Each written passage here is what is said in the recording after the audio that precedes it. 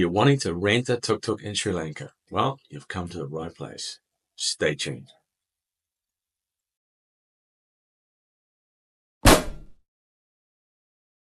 Welcome back to the channel, guys. I'm going to break this down into 5 different subjects to make it a little bit more digestible.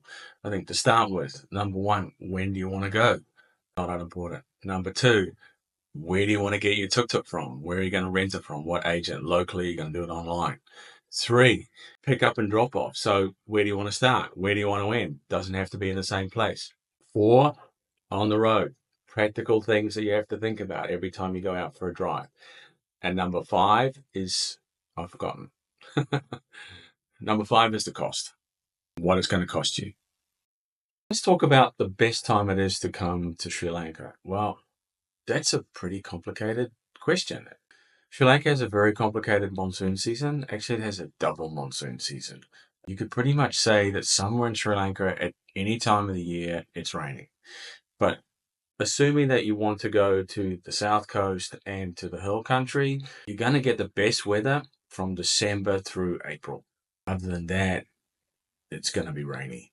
If you want to go to the north, to Trincomalee or to Aragon Bay, then you could go in July or August, September and have beautiful weather. And in fact, even in the monsoon season, you're going to have sunny days and rainy days. But your best coming, I'm here now, it's the beginning of December, and the weather's just starting to turn. I'm in the south coast.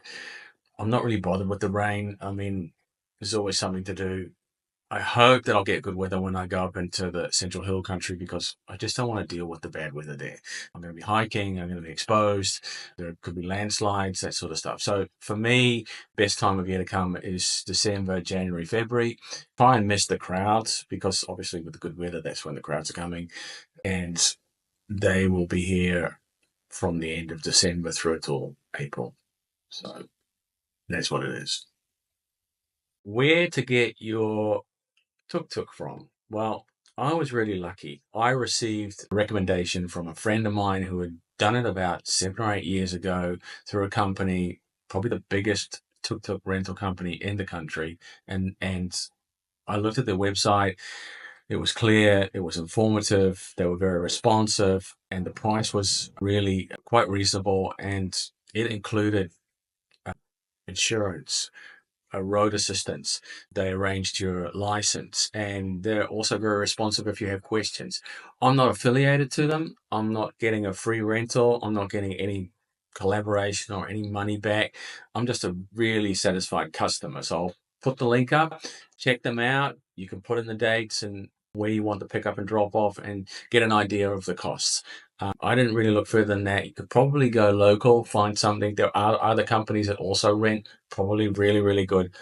I didn't look at them. This is what it is. There are a couple of things you have to keep in mind when you're on the road. I live in Bali, and in Bali, you can get gas at every corner store, everywhere they're selling gas. So you don't really have to worry about it. Here, it's only sold at gas stations. It's all the same price, but the gas stations aren't everywhere, and sometimes they're closed. Your tuk-tuk is about a 9-liter tank, which will carry you about 100 kilometers.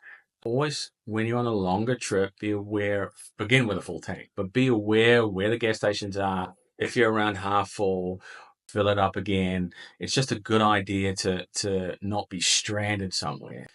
That's the gas situation. Data also obviously going to be using Google Maps to find your way. Make sure that you have a SIM card, a local SIM card, an eSIM, so you can pick up data. You don't want that to cut out halfway through the trip. Keep that in mind, that your telephone is powered up, even though you have a USB cable in the tuk-tuk. Don't rely on it. So make sure that everything is powered up and ready to go. Oh, and one last thing about getting gas. All the gas attendants here, without exception, will try and rip you off.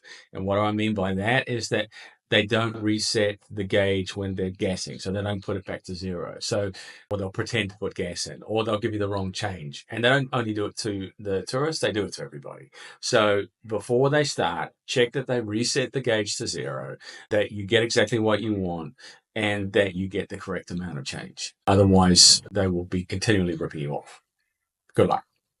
As far as picking up, dropping off your tuk-tuk, you don't really have to, the company that I'm going through will bring it to any location you want to start at.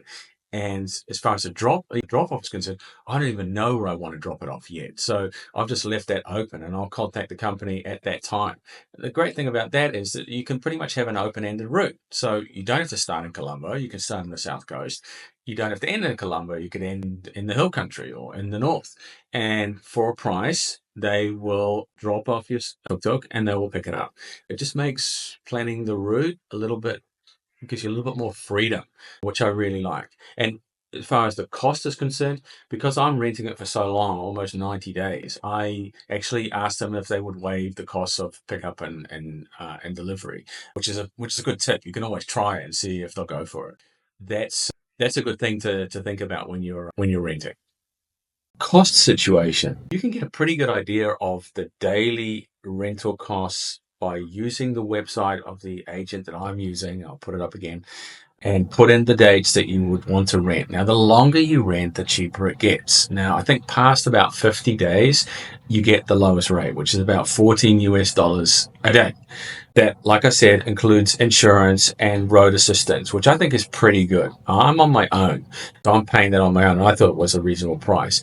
If you're with the two of you, obviously you split those costs, which makes it a hell of a lot cheaper. And you could actually do it with the three of you, which would probably mean you're each paying about $5 or $6 a day, which would be the cheapest way to travel around Sri Lanka. The only downside is that if you have a lot of luggage, these things aren't big. You'll fit in the back with the two of you, but the luggage of three people, if you have three big backpacks, might be a little bit tight.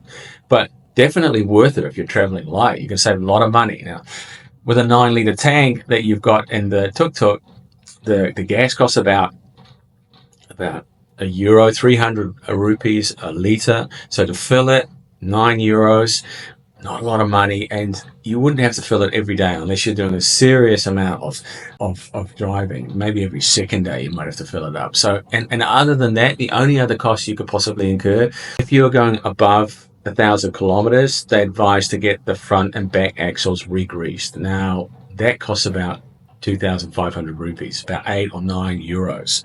I mean, these things aren't Ferraris. So the maintenance on them, taking to the garage, getting stuff fixed, it's not expensive. They look at these things every day. That's one of the advantages of having a tuk-tuk. It's nothing new to them. So it's all relatively cheap. So when you think about it, let's say you did have to tank every day, €9. What's that? $10 plus 14 if you're renting it for a long time. 24 bucks between two people or between three, then it's like $8 each. I mean, really cheap. You've got all this flexibility to go where you want, drive as much as you want. It really is a good way to get around. And I think relatively inexpensive. Fits in my budget anyway. To summarize, do it. Don't even think about it. Do it. It's the best thing you will ever do. It's so much fun. If you don't want to do it for the whole trip, do it for part of the trip. I recommend probably doing it in the hill country. In the south coast, the public transport is better. It's easier to get around with a scooter. The roads are better. In the hill country, it's more expensive. The public transport isn't as good as far as I've heard. The tuk-tuks are more expensive, and you're probably going to really remote waterfalls and on hiking trips that are difficult to get to. And it's a whole lot easier when you've got your own tuk-tuk. And the sense of adventure and being able to plan your own route as you go where you want, when you want. It's just so much fun. If you're wondering whether it's a good idea, as far as I'm concerned, just do it.